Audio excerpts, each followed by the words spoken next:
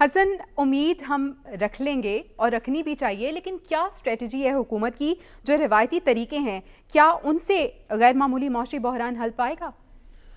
دیکھیں، اگر آپ اوورال دیکھیں تو معاشی ترقی تو تھم گئی ہے اور صنعتی پیداوار بھی جو ہے وہ بھی گھٹتی چلی جا رہی ہے۔ اور جو میں تو پریشان ہوں کہ مولانا فضل الرحمان صاحب جو یہ دعویٰ کر رہے ہیں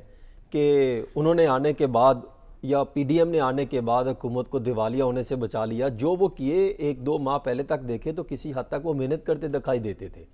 لیکن مولانا فضل الرحمان صاحب کس حیثیت سے بتا رہے ہیں، یہ کس حیثیت سے دعویٰ کر رہے ہیں؟ ان کے تو معاملات تھے مولانا صاحب کے تو وہ کہ کسی نہ کسی طریقے سے وہ حکومت میں آ جائیں، ان کو سیدھی سی بات ہے کوئی جھنڈے والی گاڑی مل جائے، کوئی ان کے بیٹے کو کہیں پر اوبلائج ہو جائے، وہ ہو گئے۔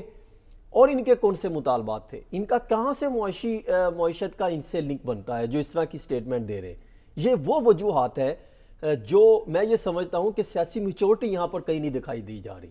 جس کا جو کام بنتا ہے وہ نہیں کرتا اور وہ دوسرے کی فیلڈ میں جا کر جو ہے وہ اپنے تجزیے شروع کر دیتے ہیں۔ جیسا مولانا صاحب کہہ رہے ہیں کہ معاشی حالات ہم نے بہتر کی، کریڈٹ وہ لینے کی کوشش کر رہے ہیں۔ ابھی بھی اگر آپ دیکھیں تو آپ کو پتہ ہے مہنگائی 30% سے زائد جو ہے وہ اس میں اضافہ ہو چکا ہے،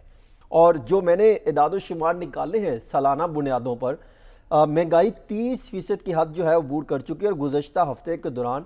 19 اشیاء ضروریہ ہے جن کی قیمتوں میں اضافہ ہوا ہے، اور یہ بہت ہی بنیادی اشیاء ضروریہ ہیں۔ کیا یہ مولانا صاحب اگر ان کا بجٹ مخصوص سا ہو، اگر وہ صرف اپنے حلقے کی ہی عوام سے صرف پوچھ لیں کہ کیا آپ کا ایک مخصوص بجٹ میں رہتے ہوئے آپ کا گھر چل رہا ہے، آپ کے جو ہے حلقے میں جہاں سے آپ الیکشن لڑتے ہیں یا آپ کا بیٹا لڑتا ہے، تو وہاں سے آپ جو ہے ان کے گھریلو معاملات درست انداز میں چلتے دکھائی دے رہے ہیں جو آپ نے بجٹ مختص کیا جاتا ہے؟ پھر اگر دیکھیں تو پیاز سالانہ بنیادوں پر 360% جو ہے اس میں اضافہ ہوا ہے، اور ٹماٹر اور ڈیزل کی قیمت میں سالانہ 65% جو ہے وہ اضافہ دیکھنے میں آیا ہے، پیٹرول جو ہے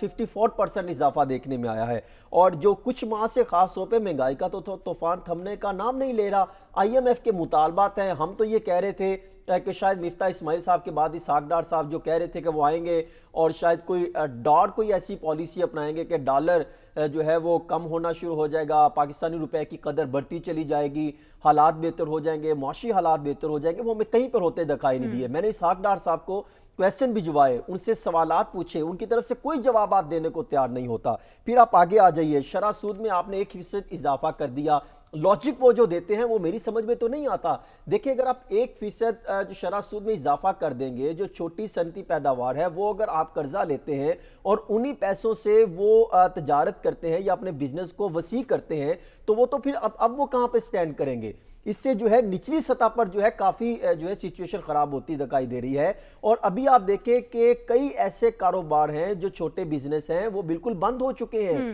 اور فیکٹری انڈسٹریز جو ہیں چھوٹی جو نچلی سطح پر وہ بند ہو چکی ہیں، حالات ابھی بہتر نہیں ہے۔